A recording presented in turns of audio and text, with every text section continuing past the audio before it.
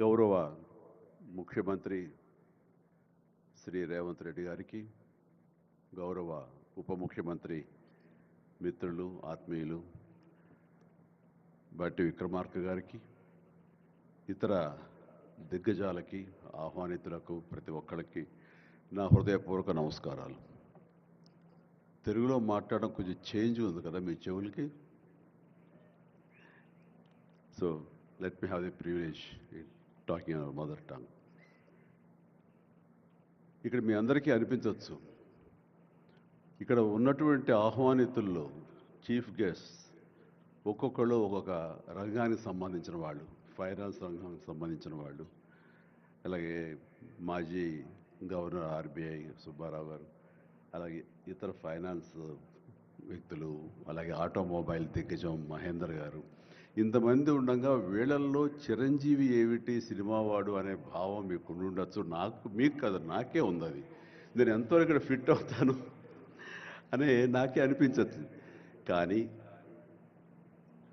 నా మీద ఎంతో గౌరవంతో ఒక సోదరుడుగా మన ముఖ్యమంత్రి గారు చిరంజీవి రావాలి అని నిన్న మన బట్టి విక్రమార్క గారిని, అలాగే IT and industrial minister Sridhar గారిని నా దగ్గరికి పంపించారు. సరిగ్గా వాళ్ళు వచ్చే సమయానికి నేను ఏ పొజిషన్లో నాకు తెలుసా అండి, ఎవరో అమ్మాయితో డ్యాన్స్ వేస్తూ ఉన్నాను. చాలా ఇబ్బంది అనిపించింది అన్నపూర్ణ స్టూడియోలో. సో ఆ సమయంలో వాళ్ళిద్దరిని కూర్చోబెట్టి షూటింగ్ ఆపేయండి అని చెప్పి వారి ఇచ్చిన తర్వాత అంత ఆప్యాయంగా నన్ను ఆహ్వానిస్తుంటే, ఇంత గొప్ప సభకి, ఇలాంటి ఒక గొప్ప గ్లోబల్ సమ్మిట్కి, తెలంగాణ రైజింగ్ అంటూ ఒక గొప్ప ఇనిషియేషన్కి 2047 ఇది ఎట్లా ఉండాలి అనే ఆ ఊహ తన బ్రెయిన్ చైల్డ్ అయినటువంటి మన ముఖ్యమంత్రి గారు ఆహ్వానిస్తే అది చాలా ప్రివిలేజ్డ్గా ఫీల్ అయ్యాను, ఎంతో గౌరవంగా ఫీల్ అయ్యాను, ఎంతో ఆనందంగా ఉన్నాను. అందరూ మీ అందరితో పాటు ఈరోజు ఇక్కడ నేను పార్టిసిపేట్ చేయడం అనేది నాకు దక్కిన గొప్ప అవకాశం, గొప్ప అదృష్టంగా నేను భావిస్తున్నాను. అయితే ఇక్కడ కేవలం చిరంజీవికి మాత్రమే ఇచ్చారు, అందుకే చిరంజీవిని ఆహ్వానించి అక్కడ కూర్చోబెట్టారు అని నేను అనుకోవటం లేదు.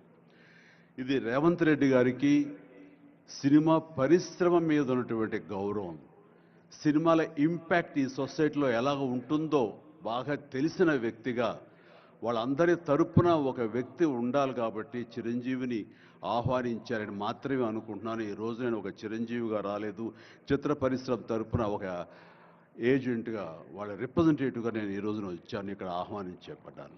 కాబట్టి దానికి ప్రత్యేకించి పరిశ్రమ తరపున శ్రీ రేవంత్ రెడ్డి గారికి మనస్ఫూర్తిగా నా హృదయపూర్వక ధన్యవాదాలు తెలియజేస్తున్నాను.